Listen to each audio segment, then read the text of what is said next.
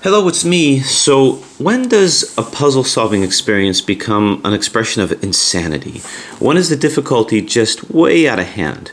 Well, this is Hex's Ghost 3x5x7 Ultimate Shapeshifter. So it's like this guy, but in ghost form.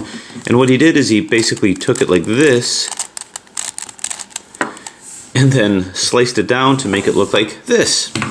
What that means is that in order to make the same movements as an ultimate shapeshifter, a 3x5x7 can shapeshift in all different directions, but you're causing variable bandaging as you're doing that. But because he made it look like this, then sliced it and turned it into this, in order to scramble it, I can turn this part quite easily. As you can see, I can turn this part, which is equivalent to this move and this move. However, I can't do the other moves until I rotate it oh so slightly like this. And the fact that it's all a shape issue, just like with the mirror or the bump 3x5x7, it's challenging, but now I can't move it until I move it like this. Now once I do that, I can very freely move it in this direction. I can move it in any direction that I want, including these directions over here. But as you can see, just that one little change turns this into a catastrophe of solvability. So the question is, even though I know how to solve a 3x5x7, this is the 3x5x7 supercube. So I've always relied upon the equivalency of a lot of these pieces in order to do sliding U techniques. But as I look over here, there's no equivalencies. They all have very specific places that they have to go. Will that specificity cause issues? So with shaking hands, I feel that I am compelled to go ahead and scramble this and give this a try, give this a solve. That the fact that it's a ghost cube really lends to it a degree of difficulty that is just crazy. So in order to solve this, the way that I solve most ghost cubes is I look at the side that is not ghosted. And if I start off with that, then that might be a good signpost. But as I'm solving it, I'm going to have gaps between the layers because I start off with a 3x3 solve. So I'm going to look at this and see if I can just kind of study it a little bit and make sure that it's going to make sense as I'm solving it. The corners are going to guide me. So to solve it, I'd have to do a 3x3 solve where I'm going to do this first and then see if I can't fill in the gaps. Well, there's nothing more to say, but let's just do it. So the first thing that I do with the 3x5x7 scramble is I do 180-degree scrambles. So that would be if I were to take this, and the reason why I do it this way is because I don't want to bandage any pieces yet. By bandaging, what that means is I'm blocking the movement of certain pieces. Right now, every layer can move, if you notice. If I turn here and I turn here. However, if I go like this and I move this, this is bandaged, this is blocked, so I can't scramble that any further. So that's why I like to keep separating this out here and do 180-degree scrambles until I have something that, you know, looks like the pieces are fairly separate from each other and nothing is too associated with each other. Let's go like this. Okay, so I'm going to start off with that. Start off with 180-degree scrambles. I have it fully in ghost position. And I'm going to double turn here, here. Now I'm reaching the point of no return. I could just stop what I'm doing, but nah, why get puzzles if you can't solve them? Okay, so you can see that already I'm fairly hopeless, because even though this is a 180-degree scramble and it's not shape-shifted, and this is not shape-shifted, now I have shape-shifting. And that's the thing about a ghost, is shape-shifting is an issue. Now, right now you see how smooth the puzzle is moving. And it does move smooth. But bear something in mind, this is a modification, which means that it has a lot of pieces that have been added onto it. And that can snag a lot. Now, I'm looking at the organization of this puzzle, and this is going to serve me well, because sometimes it's only going to be the inherent knowledge of the organization of this puzzle that's going to see me through certain moves. Otherwise, I'm going to be lost in the woods. Okay, now notice something. I have to look at the intrinsic organization here. Notice that I have a single layer of centers here and here. And I've got 1, 2, 3, 4, 5, 1, 2, 3. I've got a 3 by 5. I got a 5 by 3 by 5 center over here. Now some of these edges, before they get to the center, this edge is one in to the center. This edge is right across the center. Whereas this edge is 1, 2 pieces before you get to the center, and this is right across the center as well. So too, that's going to guide me. So this center here is equivalent to this. And this over here is equivalent to this, because it's just one across, and this across as well. So I need to identify what edges go where. Here it's easy. I can tell by the shape, I can tell by the color. Here, I can tell by nothing. The only thing I can tell by is how close the edges are to the center. So this edge approximates just right on top of the center area, whereas this has 1 before it gets to the center. This has 2 before it gets to the center, and this has 1 before it gets to the center. So there is a little bit of teasing out that I can do with these edge pieces based upon the proximities to the center. And I'm afraid that's all I got. I can't use color, I can't use shape. I can't even use shape when I have it nearly solved because it's ghosted. And because it's ghosted, the shape is going to be deceptive. I can't even use edges close to each other or that line up because edges are not going to line up being a ghost, right? So this takes among the more difficult of kinds of puzzles, which are ultimate shapeshifters, and then adds that degree of difficulty of being lost in the woods, like with a ghost. So in other words, these edges here, they're not going to line up. And they're not going to line up because they're ghosted.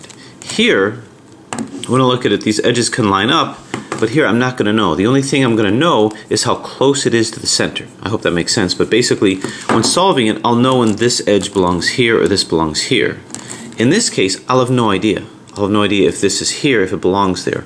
All I can do is look to see its affiliation with the center. This is right against the center. This is 2 off from the center, so I know it's going to be here. It's just purely going to be that's going to guide me.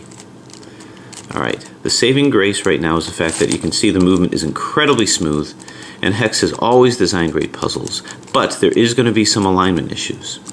And because these are glued on pieces, I anticipate some of them might pop off. If that happens, I'm really sunk, because how do I know how to put it back on again? So there's a lot of peril to this puzzle.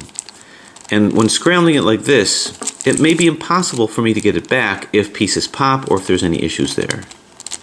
But right now I've gone past the point of no return, and I've decided that whether I solve this or not, I will be posting this video. So just because you're seeing it posted is not a guarantee that I've actually solved it.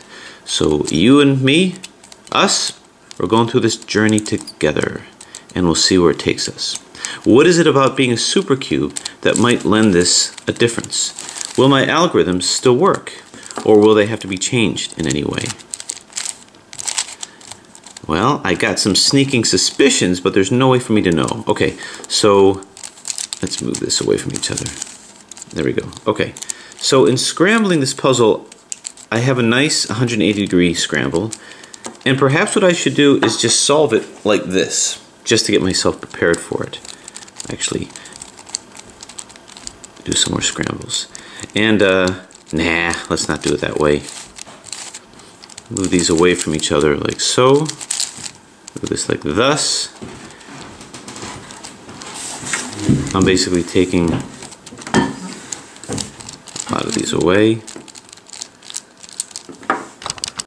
Okay, the next way to scramble it is, I'm going to make it even more simple. So the next thing that I would do is I would just move one of these layers up, because once I do that, once I start doing more scrambles or more moves, I won't be able to separate that out. And then just kind of do 180-degree turns like that. Do some more moves like so. And then after doing that, I'll do like a turn like this. And then I'll start moving it across in this direction. So then I'm going to do these kind of scrambles, which are kind of brick scrambles, like so. just across like that, until I have these guys teased out. But you can see that as I'm doing this, I'm bandaging it even more here. Just turning it across like this. So that's the kind of scramble I'm going to do next. So if I were to correlate that, then holding it like so, I just move this guy up like thus. Now at this point, I would have no way of knowing what I just did. It looks the same, doesn't it? The only difference is that I can see this edge here has 2 in, and that's the complicated part about this. But I'm gonna reflect that same scramble. After having done that, I can tell this center is different. But now I'm just going to go like that, and I'm going to start doing this kind of a scramble, like here. And although conceptually I know what I'm doing, it might not seem like it's much different in terms of the scramble. The look doesn't look much different, does it? Go like so. However, here you can see it's getting more shape-shifted. Here, it just looks pretty much the same. So I'm just going to keep turning this. It limits my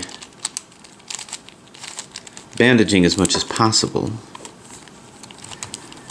And I guess I'll turn maybe this twice here. But we're also starting to snag a little bit, and that's not a fault of the puzzle. It's just how it works out with these pieces. This will come here, and I'm going to move it carefully because I don't want to cause any pieces to get dislodged. Okay, so this will move here, so that's good. That's kind of an unbandaged area. I think we can move this across here, across here. I'm going to do some, actually these are lined up accidentally, so across here. So pretty soon I'm going to lose track of what goes where. Now in terms of alignment, before I move, I have to make sure my centers are aligned, but I still have these centers that are okay. Move this over here.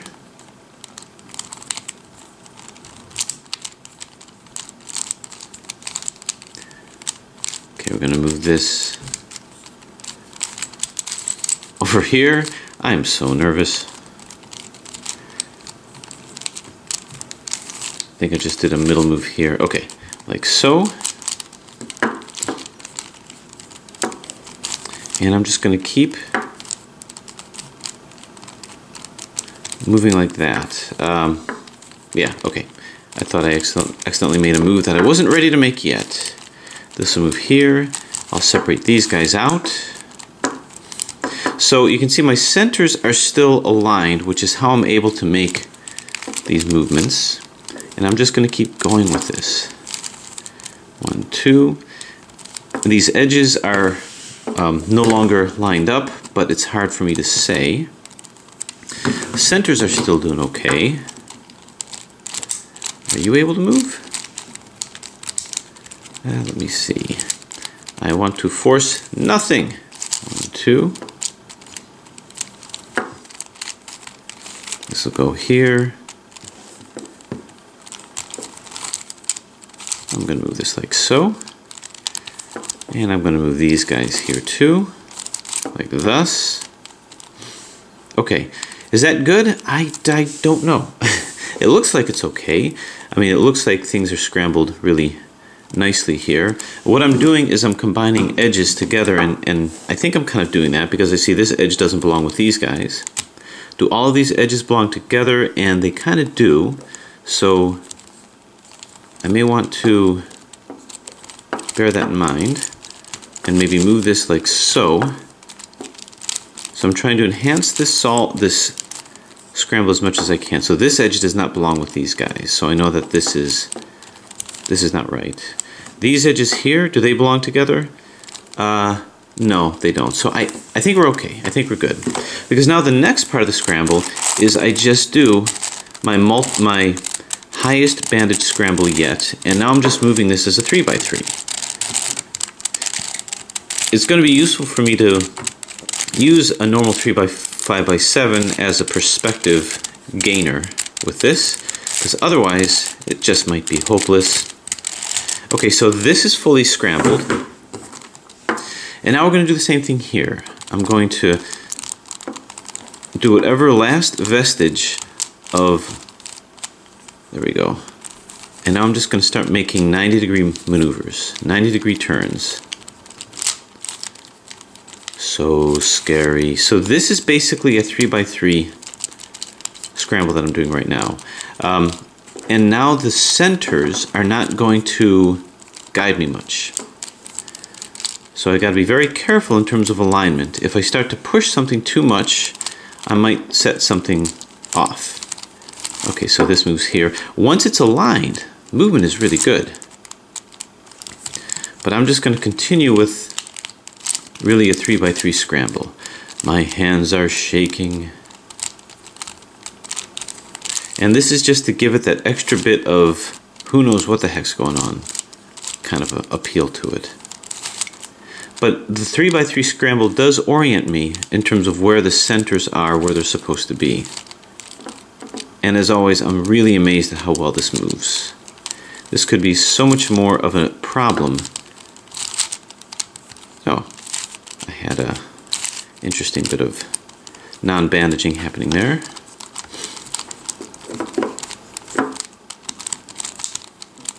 Okay, so if ever there is a reason to get it into cubing because of the challenge, this is it. So here it is, a fully scrambled 3x5x7 ultimate shapeshifter ghost cube compared to this. And now the question is, how do I start the solve process? Where do I even begin?